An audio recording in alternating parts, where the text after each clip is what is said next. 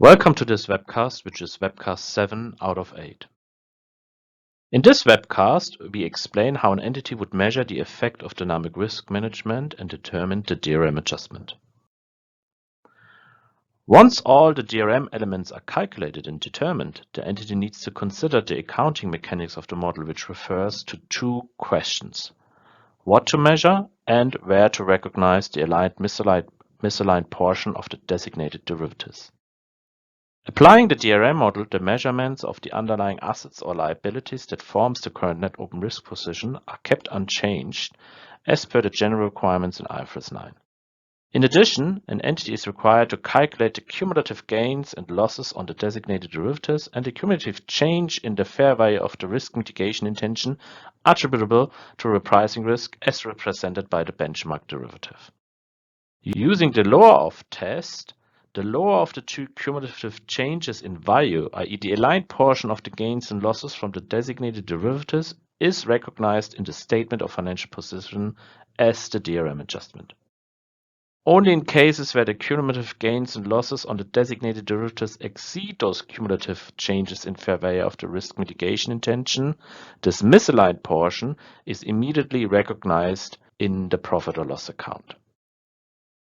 The reason for this lower-of test is to quantify the extent of protection the designated derivatives provide to the entity under dynamic risk management.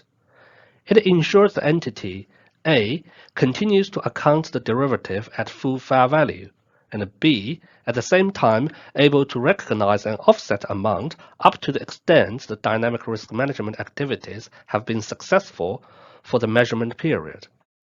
This helps to better reflect the economic phenomenon and provides relevant information in the financial statements about the extent an entity has achieved its risk mitigation intention.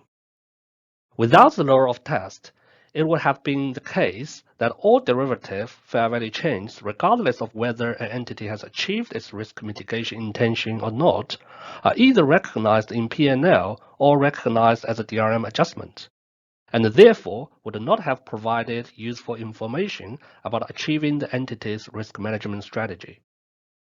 It is worth noting that although the prospective and retrospective assessment were done on a risk basis for each time bucket period by period, the DRM measurement is performed based on the life-to-date fair value change.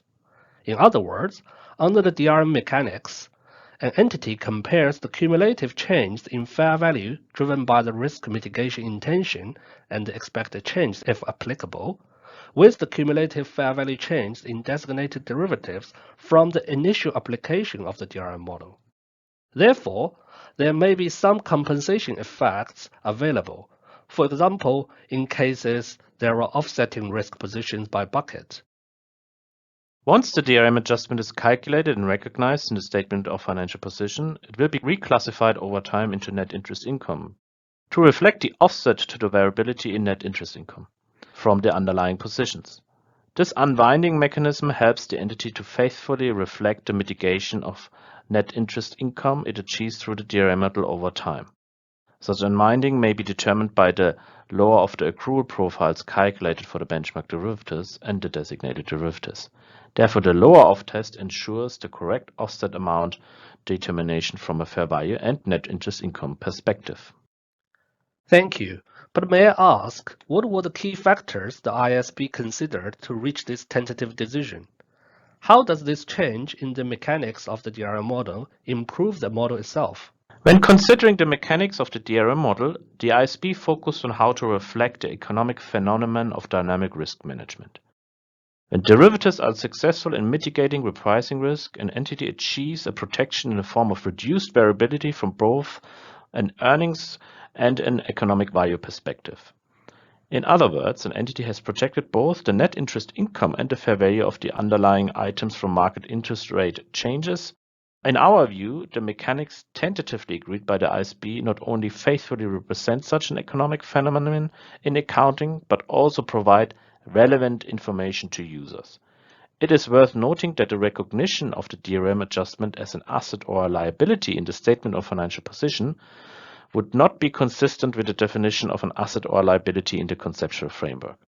Nevertheless, the IASB discussed the justification and implication of such departure in detail in its meetings in February and May 2022 and tentatively concluded that providing useful information is more important to the model in this case. We have now gone through all the important elements of the model as tentatively decided by the IASB. Overall, the staff believes that a feasible alternative has been developed with further details due to be deliberated by the IASB. For a complete list of potential deliberation topics, please refer to the July 2022 IASB meeting.